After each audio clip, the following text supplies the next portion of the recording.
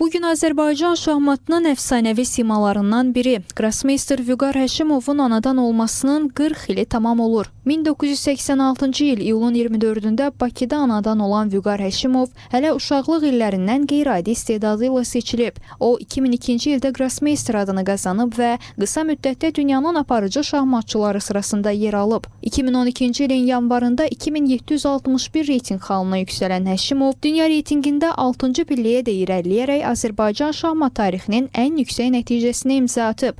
Azərbaycan millisinin uzun illər aparıcı üzvlərindən olan Vüqar Həşimov 2002, 2004, 2006 və 2008-ci illərdə şahmat olimpiyadalarında ölkəmizi təmsil edib. O, 2009-cu ildə yığmamızın tarixində ilk Avropa çempionluğunun qazanılmasında həlledici rol oynayıb. Elə həmin il Bakıda keçirilən FIDE Grand Prix-sinin qalibi olub. Dünya intellektual oyunlarında rapid üzrə gümüş medal qazanıb. Karyerası ərzində beynəlxalq turnirlərdə qazandığı çoxsaylı qələbələr Azərbaycan şahmatını dünya miqyasında tanıdan uğurlar sırasında yer alıb. Vüqar Həşimov yalnız güclü şahmatçı deyil, həm də zəngin dünya görüşü ilə seçilən bir şəxsiyyət olub. Pianoda məharətlə ifa edib, poeziyanı sevib, futbol və böyük tenislə maraqlanıb. Güclü yaddaşı sayəsində tarix, coğrafiya, musiqi və idman sahələrində dərin biliyə malik olub. Bir neçə xarici dildə sərbəst danışıb.